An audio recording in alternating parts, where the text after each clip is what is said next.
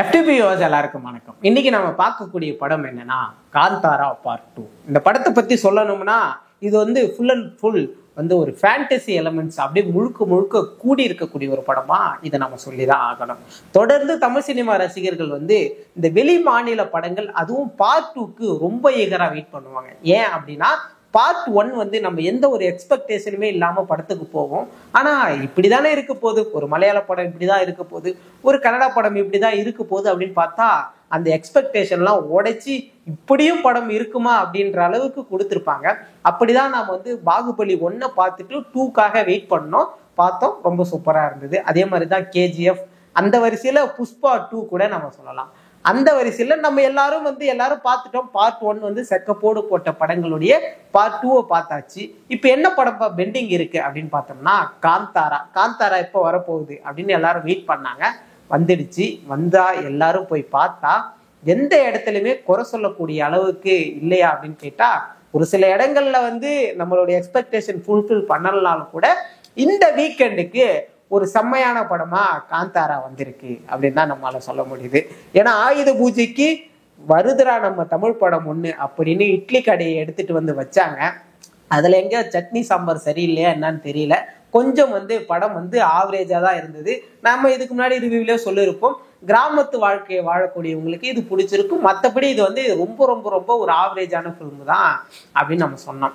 ஆனா அப்படியெல்லாம் கொஞ்சம் அன்சாட்டிஸ்ஃபைடா இருந்த நம்ம தமிழ் சினிமா ரசிகர்களுக்கு மீண்டும் ஒரு கன்னடா படம் வந்து ஒரு பெரிய ட்ரீட்டா இந்த வீக்கெண்ட்ல அமைஞ்சிருக்கிறதே காந்தாரா அப்படின்னே நம்ம சொல்லலாம். இந்த படத்துடைய ஒன்லைன் பத்தி சொல்லணும்னா, இதுக்கு முன்னாடி நான் வந்து பாகுபலி படத்தோட இந்த படத்தை நான் கம்பேர் பண்ணி சொல்லலாம்னு நினைக்கிறேன். பாகுபலி படம் முழுக்க எடுத்து முடிச்சுட்டாங்க. பாகுபலி 2ல அப்படி என்னடா வரப்போகுது அப்படின்னு நம்ம எல்லாம் எதிர்பார்த்தப்போ கட்டப்பா ஏன் பாகுபலியை வந்து குத்துனாரு, இதுதான் வந்து அந்த ஒரே ஒரு பாயிண்ட், அந்த ஒரு கருவை வச்சுக்கிட்டு அந்த ஒரு படத்தையே எடுத்தாங்க. இதனாலதான் வந்து பாகுபலியை வந்துட்டு கட்டப்பா வந்து கொன்னாரு அப்படின்னு. அதே மாதிரி இதுல காந்தாரான்ற இந்த தெய்வம் இருக்கு இல்லையா, அந்த தெய்வம் வந்து எப்படி வந்து அந்த இடத்துக்கு வந்தது, அந்த தெய்வத்துடைய மகிமை என்ன, அதுக்கப்புறம் நம்ம ரிஷப் ஷெட்டியோடைய அப்பா எப்படி போய் அந்த இடத்துல மறைஞ்சாரு, அதை சொல்லக்கூடிய அந்த ஒரே ஒரு கருவை வச்சுட்டு எடுக்கப்பட்ட படமா தான் இந்த காந்தாரா சாப்டர் 1 இருக்குது அப்படின்னு நம்ம சொல்லலாம். காந்தாரா ஃபர்ஸ்ட் பார்ட் பார்த்த எல்லாருக்குமே வந்து ரொம்ப பிடிச்சிருக்கும். இது வந்து என்ன சின்ன பட்ஜெட்ல இப்படி ஒரு படம் எடுக்க முடியுமா அப்படின்னு நினைச்சிட்டு இருந்த எல்லாருக்குமே இந்த படம் வந்து ஒரு பெரிய பட்ஜெட்ல எது வந்து கிராபிக்ஸ் பண்ணியிருக்காங்க, எது வந்து ரியல் லொகேஷன்ல எடுத்திருக்காங்க அப்படின்னு நம்மளால யோசிச்சு பார்க்க முடியாத அளவுக்கு அந்த அளவுக்கு ஒரு பெரிய பட்ஜெட்டை போட்டு ரொம்ப சூப்பராகவே இந்த படம் எடுத்திருக்காங்க அப்படின்னு தான் நம்மளால பார்க்க முடியுது. இந்த படத்துடைய ஒன்லைன் பத்தி சொல்லணும்னா, ஈஸ்வர பூந்தோட்டம் அப்படின்னு ஒரு இடம் இருக்கு. அந்த பூந்தோட்டத்துல ஒரு சக்தி வாய்ந்த ஒரு கல், அது சிவன் மாதிரின்னு ஒரு கல் இருக்குன்னு வச்சுக்கோங்களேன். அந்த கல் வந்து எங்க இருக்குன்னா, இந்த பழங்குடியின மக்கள்லாம் காட்டுல வாழ்வாங்க இல்லையா, அந்த இடத்துல வந்து அவங்களுடைய ஒரு தெய்வமா இருக்கு. அதை எப்படியாவது கைப்பற்றிடணும்னு அங்க பக்கத்துல இருக்கக்கூடிய ஒரு ராஜா நினைக்கிறாரு. அதனால ஒரு பெரிய படைகள்லாம் எடுத்துட்டு அந்த கல்லை எடுக்கலான்னு வர்றப்போ அங்க இருக்கக்கூடிய அந்த அமானுஷ சக்தியானது அந்த ராஜாக்களுடைய ஒட்டுமொத்த படையையுமே வந்து அழிச்சிடுது. அப்போ அந்த ராஜாவுடைய மகனும் அங்க இருக்கிறாரு. அவர் வந்து என்ன நினைக்கிறாருன்னா, எப்படியாவது நம்ம இந்த கல்லை அடைஞ்சே தீரணும்னு நினைக்கிறாரு. அந்த மகன் யாரு அப்படின்னா, அவர் தான் நம்ம ஜெயராம். அதுக்கப்புறம் ஜெயராம் வந்து நினைச்சே அவருடைய ஆயுசு முடிய போது கிட்டத்தட்ட சாகர ஏஜுக்கு வந்துடுறாரு. அவரால் முடியாதத 3வது தலைமுறையா இருக்கக்கூடிய அவருடைய பையன் வந்து எப்படியாவது அந்த கல்லை நம்ம போய் எடுத்துட்டு வந்துடணும் அப்படின்னு நினைக்கிறாங்க. அவங்களாலையும் முடியல. இப்படி 3 தலைமுறையினரால ஒரு அமானுஷ்யம் நிறைந்த ஒரு சக்தி வாய்ந்த ஒரு கல்லை எடுத்துட்டு வர முடியல. அதை வந்து ஒரு ஹீரோயின், நம்ம படத்துடைய ருக்மணி வசந்த், அவங்க போய் எப்படி எடுத்துட்டு வராங்க, அது எப்படிலாம் வந்து கதையா கன்வெர்ட் ஆகுது, இதுக்கு பின்னாடி என்ன மாதிரியான சூழ்ச்சிகள்லாம் நடக்குது, இதை எப்படி பயன்படுத்தி கதையை வச்சிருக்காங்க அப்படின்றதுதான் ஒட்டுமொத்த கதையா இருக்குது. அதுக்கப்புறம் இந்த படத்துல சொல்லணும்னா, மலைவாழ் மக்கள் வந்து அங்க நிறைய விதமான மருந்து பொருட்கள்லாம் சாதாரணமா கிடைக்கும்.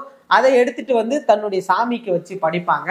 அதை இந்த மன்னர்கள் கீழே இருக்கக்கூடிய அந்த படை வீரர்கள் எடுத்துட்டு வந்து நல்ல பெரிய விலைக்கு வித்துருவாங்க. ஒரு கட்டத்துக்கு அப்புறம் ஹீரோலாம் வந்து இந்த மாதிரி நகரத்துக்கு வந்து பார்க்கும்போதுதான் தெரியுது, நம்ம சாமிக்கு வச்சதெல்லாம் சாமி சாப்பிடல, இந்த மாதிரி திருட்டு பசங்க எடுத்துட்டு வந்து திருடிட்டு போயிடுறானுங்க, அப்ப இனிமே நம்மளே வந்து இது எல்லாமே வியாபாரம் பண்ணுவோம் அப்படின்னு ஒரு காடா போயிட்டு அந்த காட்டுல விளையக்கூடிய பொருட்கள்லாம் எடுத்துட்டு வந்து இந்த மாதிரி பெரிய நகரங்கள்ல வித்து நிறைய பொருட்களை அவங்களுக்கு தேவையான பொருட்கள்லாம் வாங்கிட்டு போறாங்க.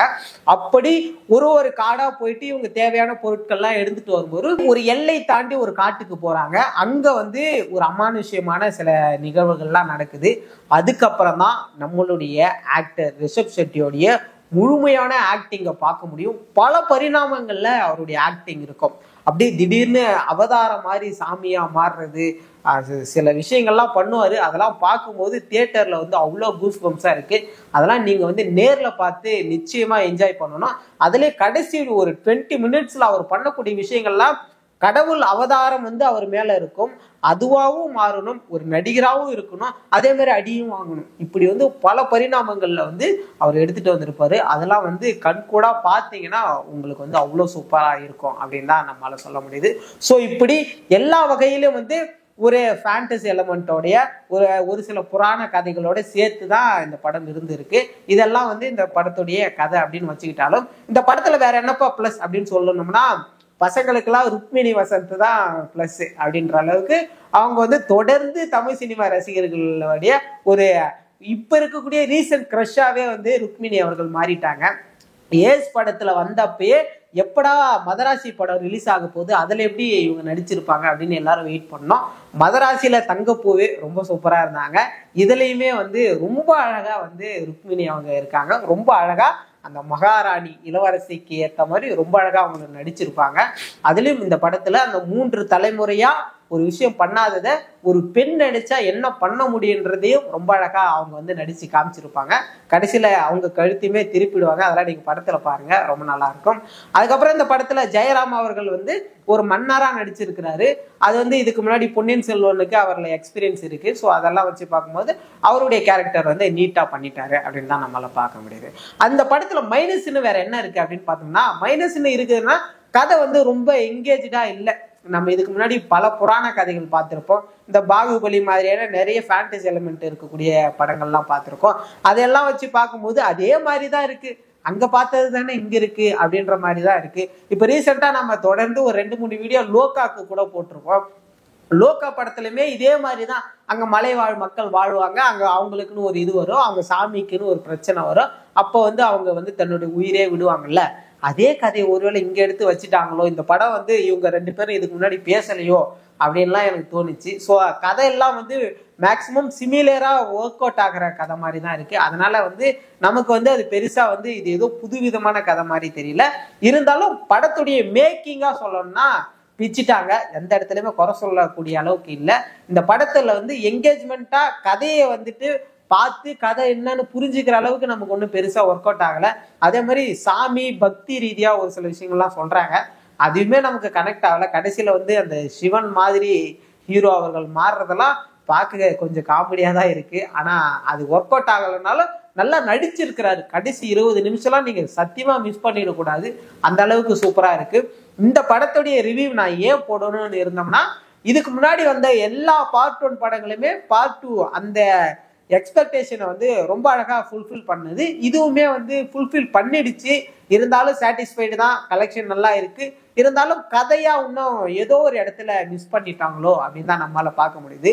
நிறைய கன்னட மலையாள படங்களுடைய பார்ட் 2 ரிவ்யூஸ் நம்ம போட்டிருக்கோம், நிறைய படங்களுடைய ரிவ்யூஸ் போட்டிருக்கோம். இந்த வரிசையில நெக்ஸ்ட் எந்த படத்துடைய பார்ட் 2 வேணும்னு நீங்க நினைக்கிறீங்கன்னு மறக்காம கமெண்ட் பண்ணிட்டு போங்க. அடுத்து தமிழ் படம் எந்த படம் வந்து இந்த மாதிரி ஃபேண்டசி எலமெண்டோட வந்தா ரொம்ப நல்லா இருக்கும் அப்படின்னு நீங்க நினைக்கிறீங்கன்னு மறக்காம கமெண்ட் பண்ணிட்டு போங்க. நம்ம மேலும் ஒரு காணொளியில சந்திக்கலாம். நன்றி.